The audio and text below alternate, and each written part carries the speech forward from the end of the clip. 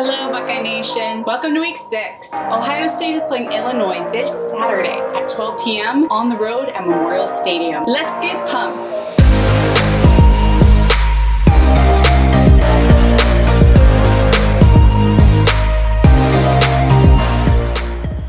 Welcome to Buckeye Football Fangirl, where it is my goal to get you pumped for the game this Saturday. Happy Thanksgiving, Buckeye Nation. I am so thankful for each and every one of you. I love that we have gotten to journey through this crazy and tumultuous 2020 season together. And I want to thank each and every one of you for taking time out of your day to tune into this channel. I want to give a shout out to Ron Wallace. Thank you so much for your comment on my video last week. I also want to give a massive shout out to Corey and Johnny of the Scarlet N Great Empire. These guys are two of the nicest guys, and they provide amazing Buckeye content on their show. I've personally been listening to the Scarlet N Great show during football season for a while now, and it never fails to both educate and entertain. And you have to check out their most recent Indiana game recap. It is a great look back on that emotionally exhausting game. And I also heard they'll be posting a preview video for the Illinois game coming up this weekend, so you should check that out too. I'll include their info and their links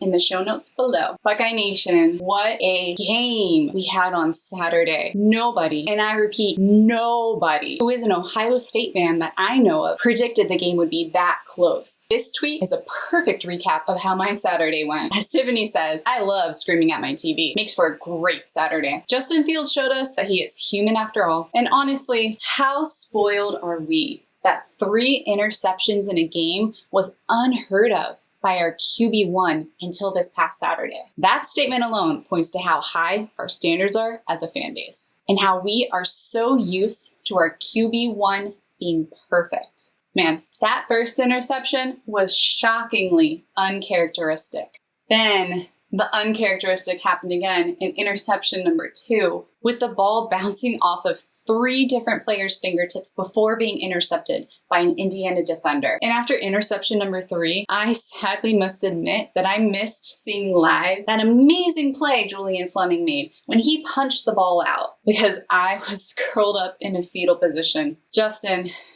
you had a bad day. I want you to know that we still love you. You are still our QB1. Fields has an unbelievable amount of pressure on himself, not only from the fan base and the coaches, but internal pressure to achieve amazing things this year, paired with sky-high expectations. And judging by his reaction on the press conference after the game, he will probably be the hardest critic of the mistakes he made during that game on Saturday. Saturday's game shouldn't define him, and I'm confident that he will learn from those bad throws. Beyond that, can we just talk about another missed field goal? More points left on the field, which just hurts. And then there was our D. Ballers in the first half, blown apart in the second, and ready to play ball. We knew the Hoosiers were going to come out confident, determined, and ready to play ball. But we all thought it was going to be a much different game. I think Stephanie Odie sums up well what all Ohio State fans were feeling during this game. This really is a top 10 matchup. Props to Indiana, who did not just quit after that first half.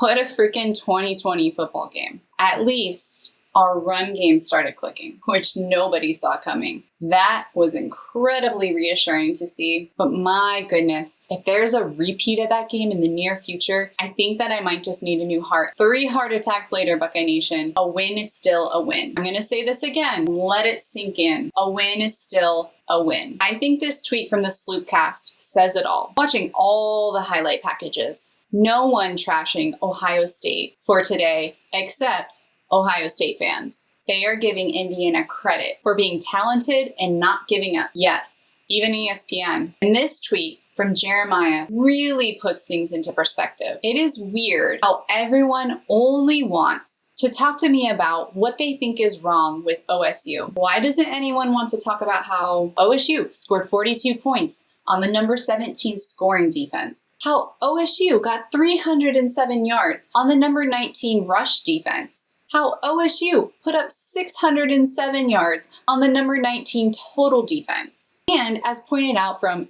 @the OSU Buckeye, or how for the first time in Ohio State history, they had a 300-yard passer, a 150-yard rusher, and a 150-yard wide receiver in the same game. First time, guys. That's incredible. In any other game, we would be focusing on that from @WorleyBird85, or how the OSU front seven held Indiana to -1 rush yard. I don't care who you are playing. That is an elite performance. With the game against Indiana behind us, thank God, it's time to look ahead to our game this weekend. And I would like to start by taking a moment of silence for what should have been this weekend. Buckeye Nation, you all know this, but this weekend is usually the game. The one that we've all come to expect as the annual thrashing of that team up north. The rivalry of rivalries that still grips Buckeye Nation, even though it hasn't been competitive in decades. Normally, after filling up on all of the Thanksgiving yummies, our thoughts turn to our arch rival and the showdown scheduled in T-2 days. My heart is especially heavy this year because I was planning to be at that game. However, interestingly enough, if we were to time travel back 100 years, Ohio State would in fact be playing their rival this weekend. Back in the 1920s, some of you might be shocked to learn that the Illini, not the Wolverines, was Ohio State's biggest rival.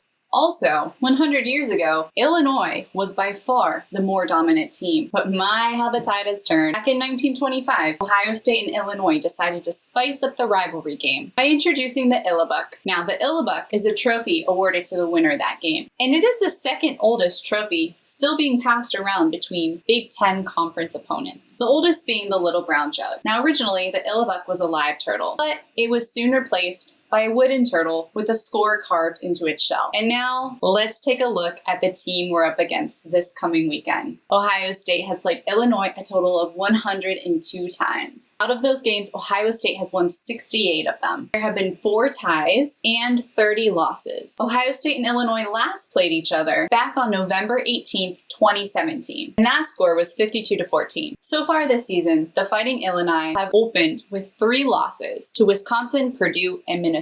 And then they had 2 wins against Rutgers and Nebraska. So who's on the other team? Who do you need to know?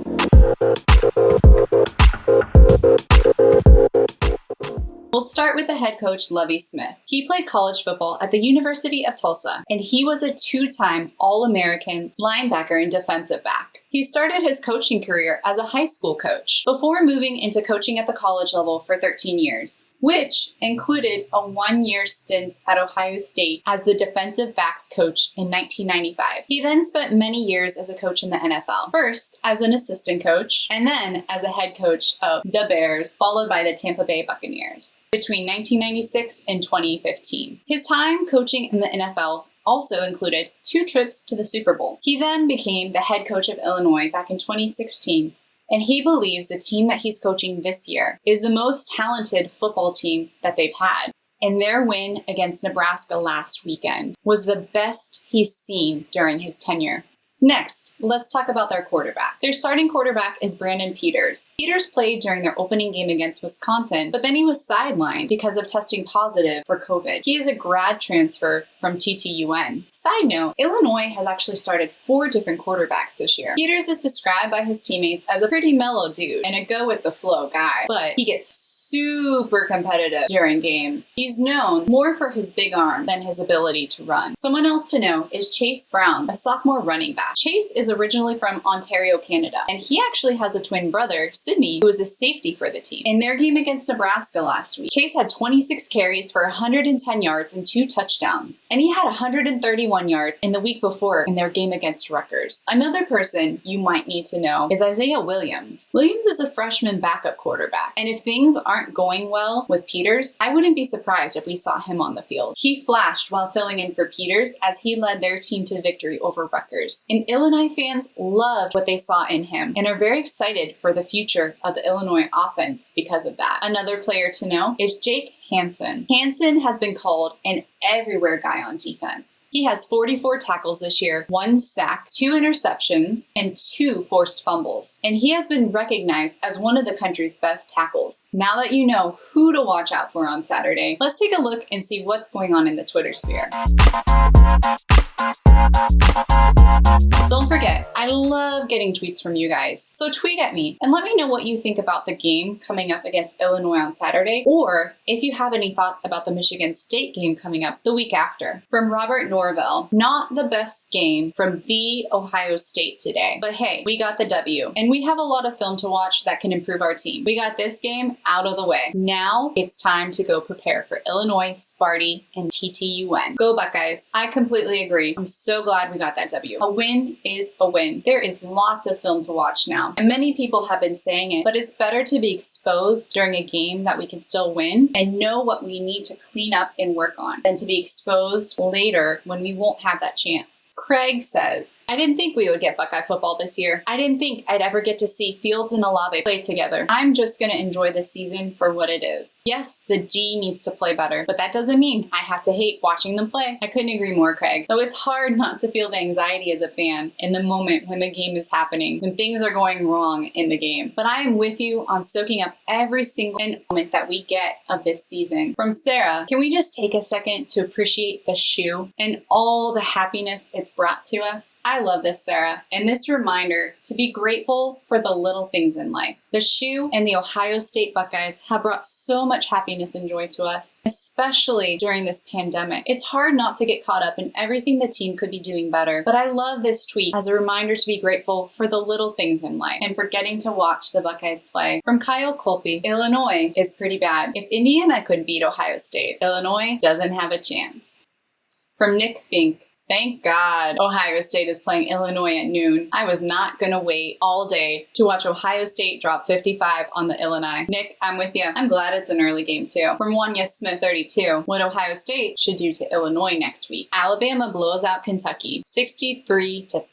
Wanya, that would be amazing. And after that nerve-wracking game last weekend, I could use a game with a score like that. Andrew Lind says, over the last 15 years, Ohio State's QB room has included Troy Smith, Terrell Pryor, Braxton Miller, Kenny Gorton, JT Barrett, Cardell Jones, Dwayne Haskins, Joe Burrow, Justin Fields, CJ Stroud, Jack Miller, and will include Kyle McCord and Quinn Ewers. Look at that list. That list is crazy amazing. And I feel like I can't go an entire show and not talk about the latest QB commit. This is some of the biggest recruiting news since ever, with Quinn Ewers committing to the Ohio State University last week. I'll keep it short and sweet, but man, does it make me stoked for the future. So let's be real. Do I think this game on Saturday is going to be close? Nope. Will I still enjoy watching our Buckeyes play? You better believe it. I am sure as heck going to watch this game and just soak it in, because you never know what's going to happen next in this crazy 2020. So the game this weekend should not be close. Sorry, Illinois. It looks like the Illabuck will continue to reside in Columbus for at least one more year. Happy Thanksgiving again, Buckeye Nation. I pray that everyone has a safe holiday. I hope you enjoy your turkey, turducken, tofurkey, or whatever else you eat on this day of gratitude. And I'll see you on the other side of this game. Don't forget to like the video and subscribe if you've enjoyed watching this. OH.